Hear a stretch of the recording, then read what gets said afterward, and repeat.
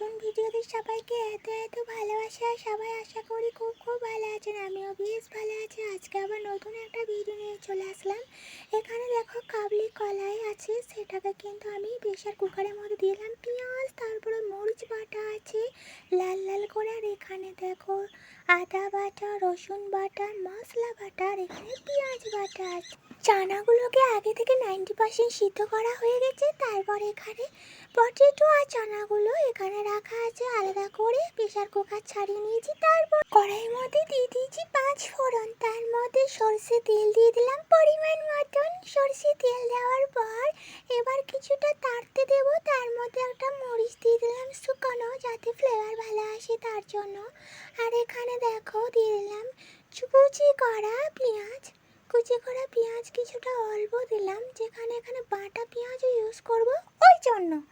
তো চলো এবার বাটা পেঁয়াজটা দিয়ে দেব, রসুনের পেস্টও দিয়ে দেব। আমি কিন্তু খুন্তির সাহায্যে দিচ্ছি, হাতে লাগলে কিন্তু ঝাল লাগবে প্রচুর পরিমাণে, ওই জন্য আমার খুব খুব ভয় করে।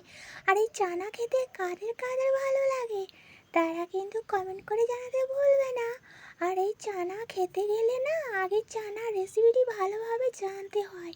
বাড়ির তৈরি চানা খাওয়া আর ওই হোটেলের চানা খাওয়া সম্পূর্ণ আলাদা। হোটেলে শুধু কালার করে দেয় ব্যাস, আর শরীর খারাপ করতে লাগে। আর বাড়িতে হোম রেমেডি পদ্ধতিতে এত সুন্দর কালারও আসবে, আর খেতেও কিন্তু সেই টেস্টি হয়। দেখো আমি এবার মশলাটা হালকা করে কষাবো, ওই জন্য দেখো অল্প একটু চানা দিয়ে একটু গরম আটা দিয়ে দিয়ে ভালো করে আমি কষিয়ে নিয়েছি। হলুদ করে স্বাদ মতন লবণ চিনি দিয়ে দিয়েছি। তারপরে কষাতেই থাকবো, নাড়াচাড়া করছি খুন্তি দিয়ে। এর মধ্যে কিছুটা পটেটো দিয়ে দেবো সিদ্ধ করা আগে থেকে আলাদা করে তুলে। তারপর আবার একটু কষাতে থাকবো। এবার কষাতে থাকবো। রেস্টুরেন্টকে হার মানিয়ে দেবে এই চানা রেসিপি। বাড়িতে এইভাবে বানিয়ে দেখো, একবার বানিয়ে দেখো, বারবার খেতে ইচ্ছে করবে। তারপর দেখো ভালো করে পটেটোগুলোকে থেসে দিলাম। থেসে দেওয়ার পর জাস্ট একদম মাখো মাখো করে নিতে হবে।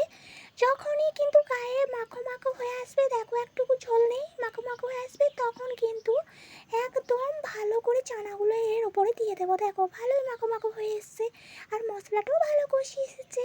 এটা দেখে মনে হচ্ছে না রুটি পরোটা দিয়ে খেতে অসাধারণ লাগবে। তার মধ্যে দেখো চানাগুলো দিয়ে দিলাম। যাই হোক, এটাও তোমরা তুলে রাখতে পারো আলাদা করে, দারুণ লাগে টেস্টি। আমি চানা দিলাম, একটু আটা দিলাম, তার মধ্যে দেখো একটু মশলা দিয়ে দিলাম, আর কাশ্মীরি রেড চিল্লিও দিয়ে দিয়েছি পাউডার। সেটা দেওয়ার পর কালার ভালো আসে। এবার ফুটতে শুরু করেছে, আর দেখো দেখতে কত সুন্দর হয়ে গেছে। আমার তো ভীষণই ভালো লেগেছে। আর দেখো কত সুন্দর চানাগুলো গোটা গোটা হয়ে আছে, আর 90% সিদ্ধ করলে এভাবে গোটা গোটা থাকে। তো ভিডিওটা কেমন লাগলো কমেন্ট করে জানাবে।